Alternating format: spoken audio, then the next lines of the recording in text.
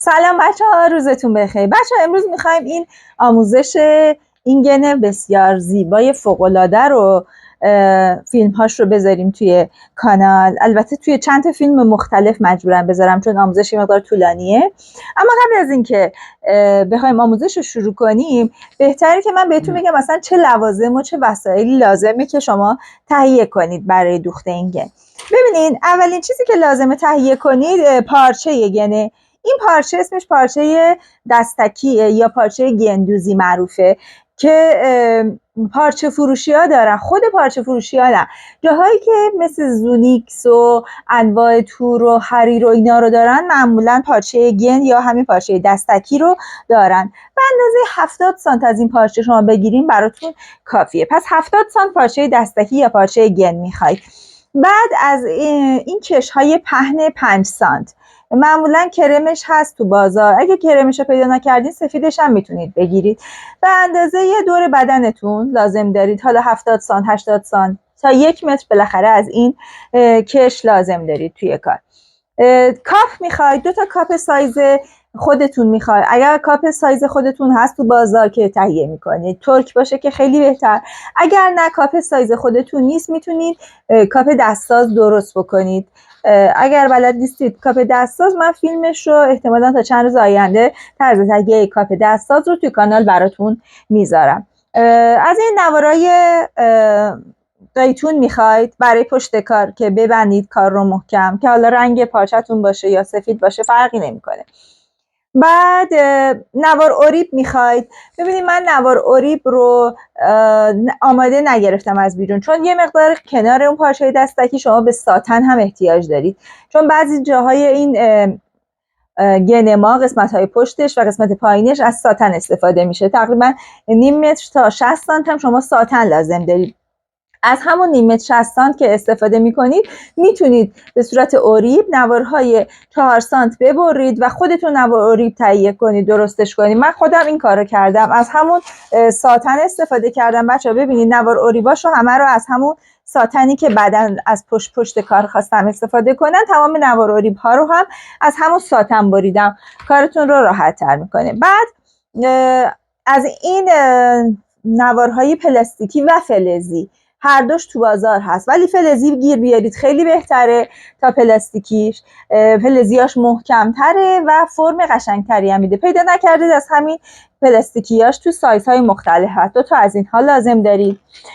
از این کش‌های مخصوص لباس زیر، کش‌های 1 سانتی به اندازه نیم متر هم از اینها لازم دارید برای قسمت پایین. نیم متر تا 60 سانت برای قسمت پایین گنتون به اینا احتیاج دارید. از این رابط های 3 غزنه لباس زیر یه دونه لازم دارید برای گنتون. و فنر حصیری. بچه‌ها فنر حصیری 10 میل میخواید، تقریبا 4 تا 5 متر فنر حصیری میخواید. مال من الان بیرنگ تو بازار سفید و مشکیش هم هست، فرقی نمیکنه چون داخل نوار اوریب ساتنیتون میره و دیده نمیشه رنگش. هر رنگش رو که پیدا کردید اوکیه بگیرید. اینها لوازم اولیه‌ای بود که برای دوخت این گن بهش احتیاج داشتید، که بعد در نهایت هم گن رو باید بدید پانچ بکنن براتون بیرون. اگر خودتون دستگاه پانچ داشتین که پانچ میکنید، نداشتین بعد بدین بیرون پانچ بکنن. بریم که آموزش دوخت این گن زیبا رو با هم دیگه شروع بکنیم. میخوایم اول الگوی دکولته رو آماده بکنیم. اگر که با متد ما کار میکنین که بچه ها میدونید که خودتون پنس سرشونه رو کافیه که 18 تا 20 بگیرید و همه لقی ها رو جمع میکنه و الگوی دکولتتون رو میکشه. اما حالا ما فرض کنیم کسی که الان میخواد این گن رو بدوزه، متدش با ما فرق داره. یه الگوی بیس اولیه لازم داریم. این الگوی بیس اولیه‌تون بچه‌ها هیچ اضافه ای نداره، یعنی دور سینه‌اش همون دور سینه‌ای که اندازه گرفتید، هیچ آزادی بهش ندادیم. با این فرض میریم که حالا الگومون رو تبدیل کنیم به الگوی دکولته. اولین کاری که میکنید، خب شما توی متدهای دیگه پنس سرشونه رو یه مقدار ثابت میگیرید دیگه. هر چقدر که پنس سرشونتونه، مثلا 6 7 هر چقدر که هست، نصفش رو دوباره میاید روی سرشونتون پایین. مثلا اگر 7 باز 3 و نیم میاین پایین و به نوک سینه وصل میکنید. این اولین لقی که حتما باید توی متدهای دیگه غیر از متد ما گرفته بشه، یعنی پنس سرشونتون رو در اصل بزرگ میکنید. لقی بعدی که میگیرید توی گودترین قسمت گردن 1 سانت هم بچه ها اینجا باید لقی بگیرید که بچه های متد ما خودشون این لقی ها رو میگیرن. بعد میایم پنس طلایی توی قسمت سینه، تقریبا 1 تا 1.5 هم اینجا پنس میبندید بچه ها. اینا پنس هاییه که داریم میبندیم تا الگومون رو از الگوی بیس اولیه تبدیلش بکنیم به الگوی بچه ها دکلته. بعد از اینکه این کار رو کردیم کافیه که بیایم الگومون رو ماهیچه‌ای بکنیم. خب برای اینکه بتونید الگوتون رو ماهیچه‌ای کنید احتیاج به خط آکاردمان داریم. اگر نمیدونید خط آکاردمان چیه، از نوک سینه قسمت برجستگی زیر سینه رو تا اینجایی که برجستگی تموم میشه و دوباره بدن شروع میشه میگن آکاردمان. ببینید اگر هم که نمیدونید که چجوری باید اندازه گیری کنید روی بدن، کافیه که سایز سوتیانی که شخص میبنده رو ازش بپرسید. مثلا اگر سوتیانش 75 رو تقسیم بر 10 میکنید میشه 7.5، نیم هم ازش کم میکنید میشه 7. مثلا اگر سایز سوتیانش 85 رو تقسیم بر 10 میکنید میشه 8.5، نیم هم ازش کم میکنید میشه 8. از نوک سینه به این اندازه میایید پایین و خط آکاردمانتون رو میکشید به این حالت. از نوک سینه این مقدار اومدن پایین. حالا برای اینکه بتونیم ماهیچه‌ای بکنیم کافیه که از پنس کمرتون اول صاف میایید تا خط آکاردمان به این حالت و بعد از اونجا به بعدش رو ماهیچه‌ای میکنید کارتون رو دیگه. ماهیچه‌ای کردن رو همه بلدن. ببینید به نوک سینه و بعد به این حالت ماهیچه گوسفند اینا دیدین، به این حالت بعد شکل اون رو پیدا بکنه. حالا با رنگ پررنگم بکشم ببینید به این حالت ماهیچه زیر سینه رو خالی میکنید. خب و بعد یه دونه هم بچه ها اینجا پنس داریم، پنس لقی که تو خط کمر جلومونه. ببینید توی پهلو به این حالت به خط آکاردمانمون وصل میکنیم 1 تا 1.5. میزاناشون رو اینجا بنویسم 1 تا 1.5، 1/2 پنس سرشانه 1 سانتی. خب و اون رو هم بچه ها وصل میکنم به خط آکاردمانم. چرا وصل میکنم به خط آکاردمانم بچه ها؟ به خاطر اینکه ناخودآگاه این قسمت کار قراره کاپ بخوره و دیگه لقیی به شما نمیده. اگر لقیی بخواد بده از زیر کاپ به پایینه، از زیر کاپ به پایینه این پنس رو بگیرید لقیتون رو کاملا میپوشونه. بعد یادتون باشه همه این لقی ها باید بسته بشه، بعد تازه ما بیایم الگوی تاپلکسمون رو طراحی بکنیم. ناخودآگاه وقتی شما این پنس طلایی رو میبندین بچه ها، خط جلوتون رو که بخواید صاف بکنین یه دونه لقی هم اینجا گرفته میشه به این حالت. وقتی که پنس طلاییتون رو ببندین، چسب بزنید ببندید، یه دونه پنس هم اینجوری به این حالت که بیشتر از 1 سانت نباید باشه، اینم اینجا هم بسته میشه. درست؟ اینا شد لقی های جلوی کار. خب بچه ها میریم سراغ لقی های پشت. برای لقی های پشت هم یادتون باشه حتما باید 2 سانت تا 2 سانت و نیم اینجا بیایید داخل و به صفر گردنتون صفر کنید. این لقی رو حتما باید بگیرید و اگر که توی متدتون این لقی رو ندارید بعد بیاید از توی خط پهلو این رو جبران کنید اگر که احساس میکنید که این لقی باعث میشه که کارتون تنگ بشه. خب اما اگر نه از ابتدا تو الگوتون دارین که خیلی مهمه. این لقی تو خط باسن اگر که باسن داره طرف به 1 میرسه و اگر باسن نداره همون 2.5 رو ادامه میدیم. حالا ما اینجا 1.5 میگیریم. خب این ادامهش میاد تا اینجا چون ما میخوایم گن بدوزیم و قراره تا پایین تر از خط کمر بیاد این لقی. بعد یه لقی هم بچه ها توی خود کمر داریم. این لقی هم از خط کمر پشت به اندازه 2 سانت و نیم میاید پایین، 2.5 سانت میاید پایین و به خط کمر وصلش میکنید به این حالت. اینجا هم یه لقی خواهیم داشت.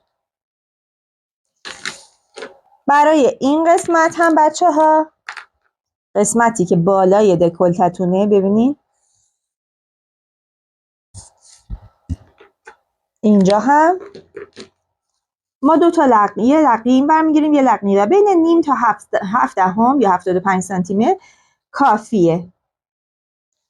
این رو هم بچه ها به همین ابتدای پنس پشتتون صفرش کنید، خیلی نمیخواد پایین برید.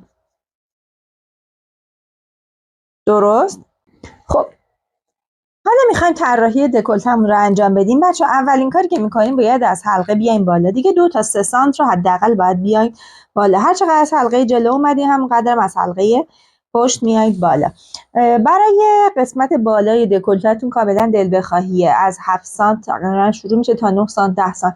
بستگی به این داره که چقدر میخوایم بالای سینه‌تون پوشیده بشه. از مرکز سینه میایید بالا. بچه این قسمت رو بذارین کاملا بکشم که بدونی کل این پنس باید بسته بشه. این کلش باید بسته بشه. خب 8 سانت اومدم بالا و به این حالت. بچه وقتی میخواید اینجا طراحی دکولته کنید به این حالت نیاید. این حالت باعث میشه، ببینید این حالت باعث میشه این قسمت گوشتای سینه‌تون بزنه بیرون. بهترین کار اینه که دست پر بردارین به این حالت. ببینید به این حالت دست پر بردارید. این قسمت کار رو هم که از نوک سینه تا همون 8 سانتی که برای این قسمت بالا رفتیم میتونید بیاید بالا. ولی اگه خواستین جلوی دکولتتون صاف باشه، یعنی همون 8 سانت باشه، خود 8 سانت رو نیایید بچه‌ها بالا، 7 و نیم بیاین، یه نیم سانت ازش بیاین پایین‌تر، بعد دست کنین، چون وسط دکولته پس میزنه بالا. اگر اینجا 8 سانت اومدین بالا، اینجا 8 سانت نیاین، 7 و نیم بیاین. حالا اصلا من که میخوام دکولتم یه مقدار اینجوری به این حالت، به این فرم باشه، یعنی بیام پایین به این شکل. درست شد؟ این قسمت طراحی دکولته جلوی من بود و بعد این قسمت هم برای پشت. ببینید همونقدر که از حلقه آمدم بالا، اختلاف این قسمت یعنی شیبش تا پشت کار من بچه ها از 4 سانت نباید کمتر باشه. میتونه بیشتر هم باشه ولی دیگه از 4 سانت کمتر نباید باشه. حالا فکر کنید من 2 سانت هم اینجا اومدم پایین، باز پشتم همینطور. بچه ها اول یه مقدار به این حالت صاف بیاید و بعد به این حالت دکولتش کنید. این فقط واسه اینه که گوشتای این قسمتتون بچه ها بیرون نیاد. اینجا دیگه همون نیم تا 7/7 رو باید حتما لقی داشته باشه این قسمت. خب یه دونه هم که اینجا پنس دارم بچه ها، مال پشت پنس اصلاح پیکر است که به اینجا وصل میشه به این حالت. این هم 1 سانته. بعد از اینکه دکولته پشت رو طراحی کردین وصلش میکنید و اینجا یه اصلاحی داره بچه‌ها. اونم اینه که وقتی که شما میاید دکولته میدوزید و فنرکشی میکنید، حجم خیلی زیادی از سینه رو به بالای سینه انتقال میدید. خب یعنی یه مقدار خیلی زیادی از سینه میاد توی این قسمت قرار میگیره. وقتی که این قسمت های الگو رو جدا کردید، اینجا باید یه اصلاحیه بزنید. ببینید این الان قسمت جدا شده الگوی من اگر باشه، ببینید اگه قرار باشه من این قسمت رو جدا بکنم از الگو، حالا تا پایین یه اصلاحیه داره. اصلاحیه‌ش هم به این شکله بچه ها. این 2 تا قسمت یه مقدار باید من به این حالت الگوم رو اصلاح کنم، اینجا و اینجا.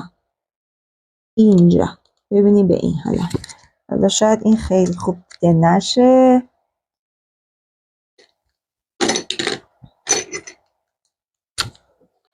به این حالت.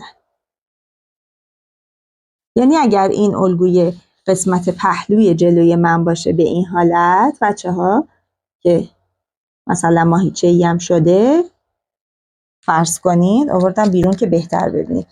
اینجا هم اگر نوک سینه منه، خب اینجا خط سینه منه، به این حالت نگاه کنید یه فضا باید بهش اضافه کنید به این شکل.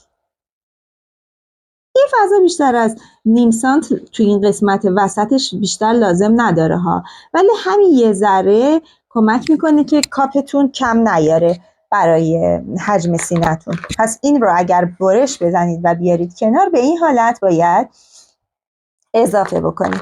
بعد در مورد این پنس، وقتی که این پنس رو میبندین، اگر الگوتون احساس کردین که تنگه و دلتون میخواد که یه مقدار جبران بشه، از اینجاها میتونید جبران بکنید. ولی در حالت کلی من بهتون میگم که نمیخواد اینو جبران بکنید. علتش اینه که اصلا ما گن رو داریم میدوزیم که کیپتر از بدنمون باشه دیگه، یه مقدار سایزش رو کوچیکتر از بدن. ولی اگر خواستین میتونید این مقدار رو از این پهلوها جبران بکنید.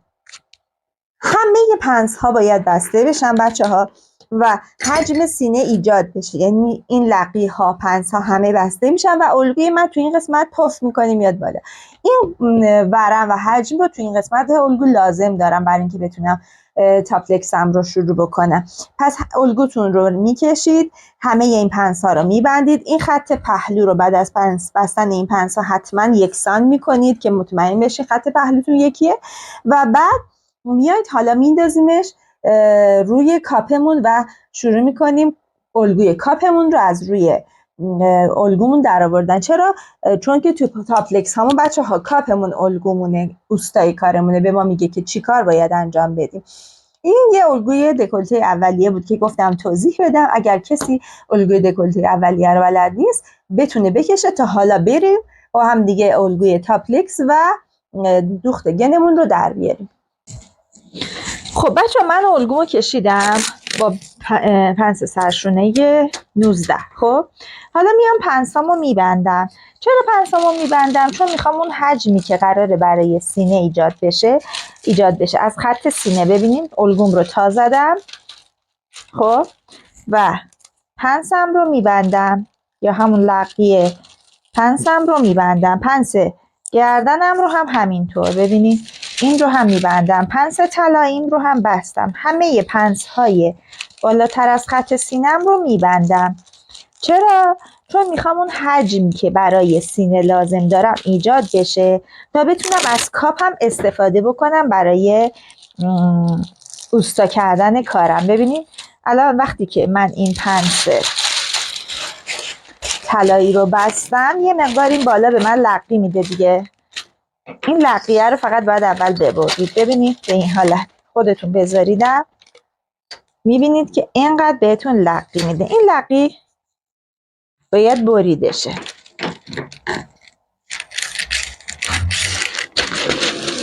ببینید پنس رو که ببندین، پنس طلایی رو، یه مقدار خیلی کمی بهتون لقی میده. این لقی رو قبلش ببرید قبل از اینکه کاپ رو بذاریم زیر سینه و اینجا رو صاف کنیم.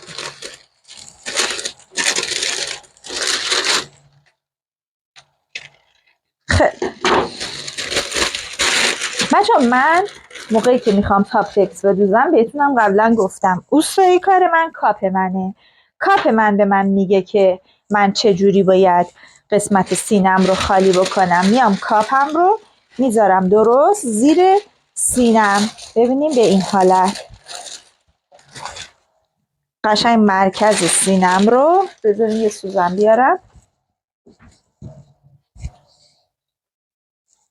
مرکز سینم رو که دارم از اینجا کاپ این رو سوزن میزنم به این حالت.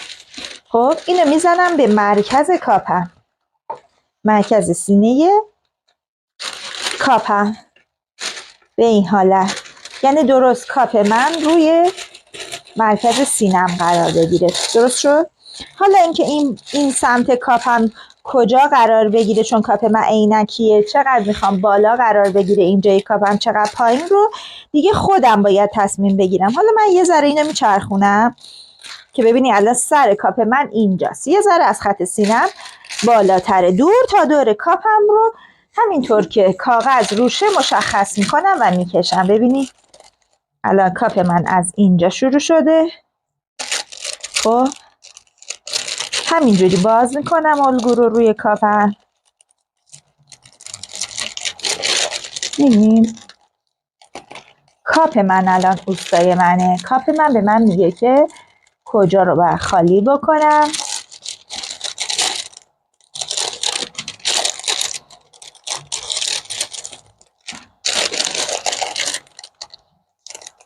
خب قبلا هم بهتون گفته بودم بچه ها این مقداری که از وسط کارتون میمونه بیشتر از 1.5 نباید بشه. الان مال من تقریبا 1 سانت شد. ببینید دور تا دور کاپم رو در آوردم، کاپی که قراره به این کار دوخته بشه.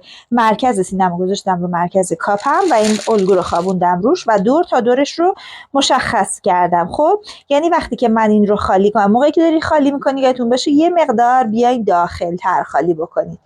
یعنی این انحنا رو می‌بینید، چون انحناه اگه همین ببرید یه مقدار باز میشه. پس من یه مقدار میام موقع خالی کردن، یه مقدار میام داخل تر رو خالی میکنم. درست شد؟ اینو خالی میکنم. الگو رو، این میشه الگوی کاپ من که میره بیرون، ما بقیش میشه الگوی گن من یا همون تاپلکس من. خب حالا چیکار میکنم؟ این کاپ رو در میارم میذارم کنار. این کاپ رو ببینید من انداختمش روی کارم. درست شد؟ و دورش رو کشیدم. این از این. وقتی که این میره بیرون، این قسمت ها رو بخوام خالی کنم باید این پنس رو ببندم، لقی اینجا رو جبران بکنم. خب و این قسمت، ببینید این قسمت هم خیلی مهمه چون قراره بیاد به این وصل بشه دیگه. درسته؟ خب بچه من الان نگاه کنی کاپم رو طراحی کردم، ولی من نمیخوام اینجا پهلوی کارم بالا پایین باشه. خب میخوام یه ذره بره بالاتر. چرا؟ چون نمیخوام گوشتای زیر بغل بیفته بیرون. میام چیکار میکنم؟ کاپم رو یه ذره میچرخونم. ببینید کاپم رو یه ذره میچرخونم، اینجای کاپم بیاد بالا. چقدر بیاد بالا؟ اینقدری که در راستای، ببینید این الان نوک کاپ منه، پهلوی کاپ منه، در راستای این خط قرار بگیره. خب از این ور یه مقدار کاپم میره پایین، اشکالی نداره چون کاپم بادونیه. ببینید الان از این ور اومد بالا، از این ور رفت پایین. با یه رنگ دیگه میکشم که اشتباه نکنم. متوجه شدین؟ من الان چون میخوام کاپم از اینجا بالا باشه و این گوشتای کنار سینم رو بتونم اینجا خالی بکنم، کاپم رو چیکار کردم؟ یه ذره تغییر فرم دادم. ببینید جاش رو جابجا کردم، یه ذره اومد پایین. به این حالت نگاه کنی. با یه رنگ دیگه میکشم.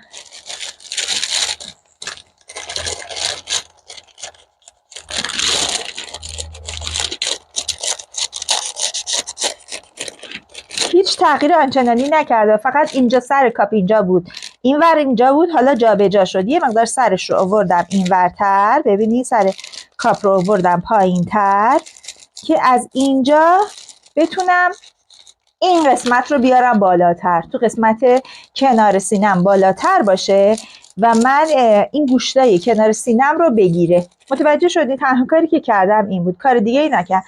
اگر این صورتیه بود مجبور بودم این قسمت برم پایین تر، یعنی از اینجا بکشم و این تیکه ممکن بود خالی باشه، خالی بشه و دوست نداشتم گوشتای کنار سینه مثلا بیفته بیرون چون گنه دیگه. خب پس این فرم دادم. هر دو فرم درسته، هم فرم اول درسته که این صورتیه بود، اون موقع باید به این حالت میکشیدم خط پهلو رو، یعنی میرفتم از خط سینم پایین تر. هم فرم بنفش درسته که به این حالته.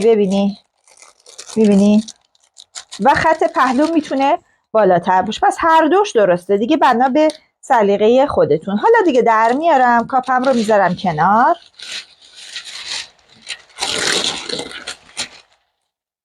خب قبل از اینکه بخوام الگوم رو ببرم، اول باید برم قسمت پایین کارم رو بچه ها درست کنم. اون قسمتی که قراره بره زیر کار من و قزم بخوره. اینجا خیلی مهمه. به خاطر چی؟ به خاطر اینکه باید یه اندازه گیری انجام بدیم برای طراحی این قسمت کارمون. بذاریم با یه رنگ پررنگتری بکشم که شما بهتر ببینید.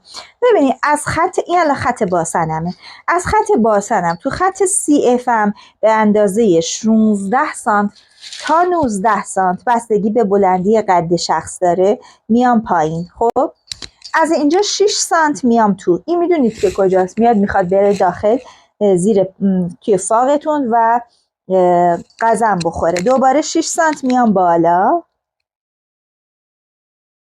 خب از خط باسنتون توی خط پهلوتون به اندازه 6 تا 9 سانت میتونید بیایید پایین دیگه. این سلیقه‌ایه که چقدر باز باشه. خب پس 6 تا 9 سانت اینجا به اندازه 16 تا 19 سانت میایید پایین و بعد این رو بچه ها به صورت دست خالی، دیدید که جلوی شورتاتون چجوریه؟ جلوی شورتاتون قشنگ به این حالت خالیه، به این حالت خالی برمیداری. این مال جلوی کارتونه. خب برای پشت کارتون درست برعکس به صورت پر برمیداریم. باز برای پشتم همین اندازه رو میام پایین. ببینید اینجا پشتمه، از خط پشتم به اندازه 16 تا 19 سانت میام پایین، 6 سانت میام تو، 6 سانت هم میام بالا. از خط پهلو هم به اندازه 6 تا 9 سانت میام پایین. اینجا چقدر اومدم؟ 6 سانت. اینم 6 سانت میام پایین. ببینید و اینو به صورت دست پر برمیدارم. دیدین که پشت لباس زیراتون شورتاتون چجوریه؟ اینو به صورت همون دست پر برمیدارید. متوجه شدین؟ پس این میتونه اینجاش هم گوشه نیفته. این شد برای پشت، اون شد برای جلو. حالا برای اینکه مطمئن باشید که بچه‌ها الان حالتی که کشیدید درسته و یه وقت براتون تنگ نشه گن و اذیتتون نکنه، یه اندازه گیری چک داره. برای چکش هم این کار انجام میدید. میایید از خط کمرتون، بچه‌ها خط کمرتون رو میذارید متر رو تا پایین این خط. ببینید الان تقریبا این 40 سانته. درست شد؟ 40 سانته. خب حالا میایید نوک متر رو میذارید توی خط کمر بدنتون، جایی که اندازه گیری میکنید و خط کمرتونه. بعد متر رو از وسط فاق شلوارتون تا میزنید میبرید پشت. که این اندازه گیری برای اندازه گیری که ببینید که این فاقی که دارید به گنتون میرید اندازه است یا نه، یه چیزی دور کمرتون میبندین. خب و بعد متر رو میذارید دور کمرتون، هر جایی که کمرتون هست. خب متر رو از لای فاق شلوارتون رد میکنید و دوباره پشت هم میارید رو همون خط کمر. خب هر جایی که بود خط کمرتون، خط کمر لباستون، نه خط کمر شلوارتون، این خیلی مهمه. هر جایی که بود اندازه‌اش رو مشخص میکنی. الان مثلا مال من شده 76. خب بعد میاد روی الگوتون ببینید از خط کمر تا اون مقداری که شما برای فاق اندازه گرفتین چقدره. حداقل یه 2 سانت 3 سانت بچه‌ها باید بیشتر باشه روی الگوتون که برای نشستن و بلند شدنتون اذیتتون نکنه. اینقدر چیپ نباشه فقط بتونید صاف وایسین، بتونید بشینید بلند. پس 2 3 سانت باید بهش اضافه بکنید. خب بعد از اینکه من برای خودم رو چک کردم بچه‌ها، دیدم که این مقداری که اومدم پایین قشنگ به اندازه 2 سانت جلو و 2 سانت پشت برای من اوکیه، یعنی اندازش خوبه. خب طراحیمونم که کردیم، میریم حالا الگومون رو در بیاریم و اون لقیای لازم رو ببندیم. حالا چسبش رو میزنم و یه مقداری که از خط پهلوم بچه‌ها کوتاه شده الان اندازه میگیرم، از بالا جبرانش میکنم. ببینی الان خط پهلوی من توی جلو 43، توی پشتم باید ببینم چقدره. تو پشتم تقریبا 43. تا یه نکته اینجا بهتون بگم، ما پشت کار رو میخوایم بندینک بدیم، درسته؟ خب قسمت بالای کار بین 3 تا 5 سانت، من 4 سانت میام داخل. توی کمر 2 تا 3 سانت که من تقریبا 3 سانت میام داخل. و بعد روی خط ببینیم من قراره که از این خط کوچیکی که کشیدم رو باسن کوچیکم تا انتهاش رو دیگه تموم شده بشه، پس به اینجا صفرش میکنم. ببینید الان این خط به این حالت و به این حالت. این قسمت پشت کار چون قراره بندینک بخوره و دیگه از اینجا به بعدم قراره که صفر بشه بچه‌ها، من اینجا رو در میارم، دور ریزش میکنم که بتونم بیشتر بکشم کار رو روی هم دیگه. پس توی خط کمر 2 تا 3 سانت، تو خط سینه‌تون بین 3 تا 5 سانت میتونید خارج بکنید. پنس اصلاح پیکره رو تو پشتم بستم که دیگه پهلوی پشت و جلوم یک اندازه باشه. بعد دیگه موقعی که میخوام برش بزنم اینجا رو اصلاح میکنم. ببینید این یه ذره که میره داخل، اینجا بعد اصلاح بشه. ببینید این رو اول میبندم و بعد یه تیکه کاغذ اینجا میذارم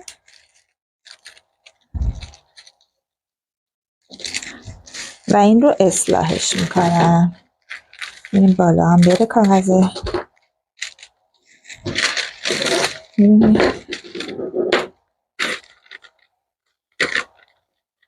درست شد؟ خب اینم از این شد. فقط تیکه ها رو وقتی بریدین، البته پایین کارشون مشخصه به خاطر چیزش، میذارم کنار و میرم سراغ برش پارچم. بچه پارچه گن یه پارچه مخصوصیه که الان بهتون نشون میدم. این پارچه گنه یه پارچه مخصوصیه. ببینین همینطور که میبینین یه حالت بافت توری داره ولی خیلی محکمه، ببینین، و به سختی کش میاد، هم از طول هم از عرض، خیلی نه ولی یکم کش میاد. بعد این پارچه مخصوص گنه، بهتون میگم که از کجا بخرید چون من خودم تنها اونجا گیر آوردم، جای دیگه گیر نیاوردم، ولی قبلش حتما یه اتو بهش بزنین چون مواد زیاد داره، اگه قراره یه ذره هم خودش رو جمع کنه قبلش جمع بکنه. خب میریم که برش بزنیم کارمونو.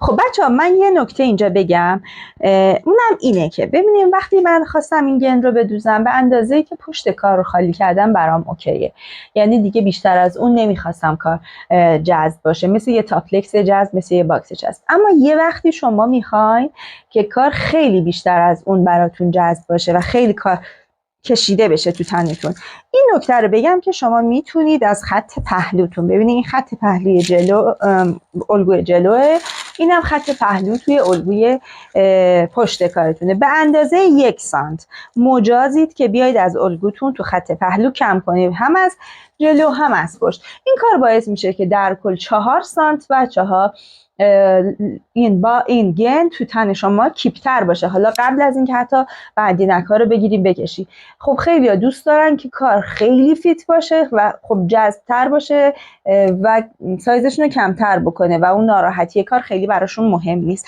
پس تا 1 سانت مجازید این کار رو انجام بدی. این نکته اول. نکته دوم این که بچه‌ها وقتی که من اومدم به شما این اندازه ها رو گفتم، یه میزان مشخصی گفتم، از خط باسنتون یا میایید پایین، هم از خط باسن تو وسط جلو، هم از پشت، هم از خط پهلویی میزان مشخصی میایید و این انحنای مخصوصه حالا قسمت رونتون رو میکشید. بعد میایید پرو میکنید. توی پرو مثلا متوجه میشید که رون شخص، خب چون ما اندازه رون رو نگرفتیم میگه برای کشیدن این گن یا دوختنش اندازه رون، توی پرو متوجه میشین که سر رون مثلا داره میکشه یا تنگ شده. چون من بیشترین میزان ممکن رو اومدم پایین، خیلی راحت بچه‌ها از این پهلوی کار میتونم کار رو یه ذره خالی بکنم، چون گن ما گن پادار نیست که، گن اسلیپر. خب خیلی راحت از این پهلوی کار میتونید تا 2 سانت 3 سانت برید بالا و کار رو به این شکل خالی کنید از جلوی کار. پشت کار معمولا اوکیه، کمتر پیش میاد که حالا تنگ بشه.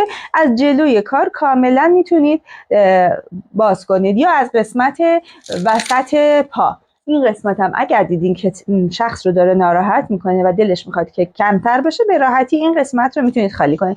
اما اول کار که الگو رو میکشید بچه‌ها خیلی بالا نگیرید دستتون رو که اینجا خیلی گشاد بشه و لق بزنه، پایین باشه. تو پرو اگر احساس کردید که دلتون میخواد یه مقدار بیاید بالا، میتونید خیلی راحت خالی کنید. این 2 تا نکته رو گفتم که حتما بهتون بگم.